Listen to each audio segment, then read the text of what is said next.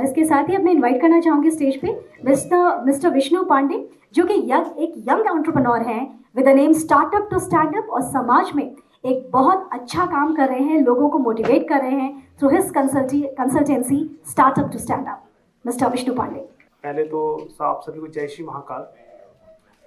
तो जितना मैम ने बोला उतना तो खैर मैं नहीं हूँ, तो मैं यही कहना चाहता हूँ कि देखिए एज अ बिज़नेस कंसल्टेंट हमारे पास हमेशा समय का ना अभाव रहा है।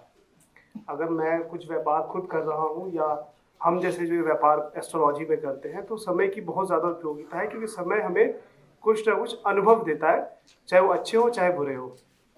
और हम हर चीज़ें खो सकते हैं और हर चीज़ें पा सकते हैं, लेकिन समय हम शायद खो दें वो नहीं पा सकते। तो वेबसाइट में हम समय को बहुत ज़्यादा प्रायोरिटी देनी चाहिए।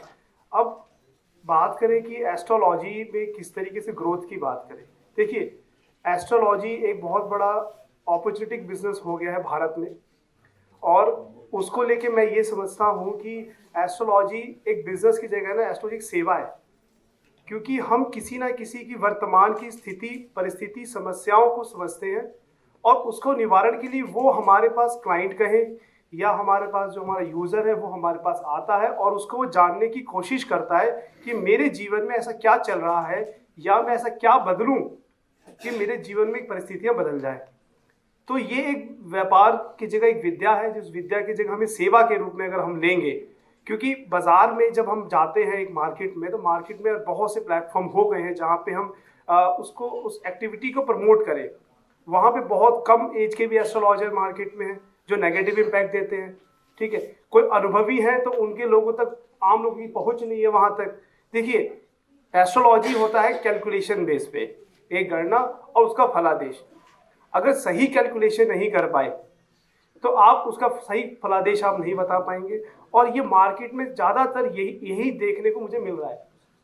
जो हमारा जो क्लाइंट होता है, जो यूज़र होता है, वो ये उसको जब सही चीज़ें नहीं मिलती, क्योंकि वो एक उम्मीद लगा लेता है जब हम या कोई आचार्य या कोई एस्ट्रोलॉजर जब भी कहता है कि उसकी स्थितियाँ ऐसी हैं और उसको इस तरीके से परिणाम आएंगे, मेजरली वो ये उम्मीद लगा लेता है कि ये चीज़ होगा। शायद मुझे लगता है कि ये एक तरीके से नेगेटिव इम्पैक्ट हमारी इंडस्ट्री को पड़ जाता है, क्योंकि एक कंजक्शन या एक कैलकुलेशन के बेस पे हम या कोई डिफाइन नहीं कर सकते कि उसके जीवन में चीज़ें होंगी या नहीं होंगी, क्वेश्चन मार्क। तो इसको अगर हम सेवा और इस विद्या को लेके अगर हम बाजार में जाएंगे, तो मुझे लगता है कि हम एस्ट्रोलॉजी के बिजनेस को और तरीके से एथिकल तरीके से प्रेजेंट कर पाएंगे।